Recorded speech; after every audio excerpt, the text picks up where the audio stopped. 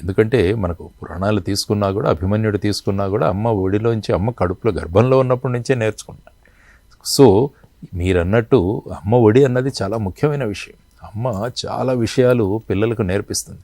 అమ్మ అంత గొప్ప లీడర్షిప్ ఎక్కడా ఉండదు మనకు. కాబట్టి అటువంటి లీడర్షిప్ నుంచి పిల్లలు నేర్చుకోవాల్సిన అవసరం ఉంది. ఆ అవకాశాన్ని కూడా మనం కల్పించగలిగే పరిస్థితిలో ఉండాలి. కాబట్టి తల్లి భూమిక, అందుకనే మాతృదేవో భవ అన్నాము, తర్వాతే పితృదేవో భవ అన్నాము. మనం పితృదేవో భవ మొదట్లో అనలేదు, ఎందుకంటే అమ్మ మొదటి.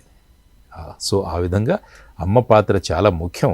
కాబట్టి నేను చెబుతున్నది ఏంటంటే, అమ్మలు వారి భూమికలను గనక చక్కగా వాళ్ళు నిభాయించగలిగితే, వాళ్ళు గనక ఆ భూమికను చక్కగా నెరవేర్చగలిగితే ఏమవుతుందంటే, శివాజీ మహారాజ్ జిజియామాత ఆ పిల్లవాడికి ఏ విధంగా తీర్చిదిద్దిందని తన ఉదాహరణ గొప్పగా మనకు కనిపిస్తుంది అన్నమాట. సో ఆ విధంగా తల్లుల భూమికలు చాలా ముఖ్యం.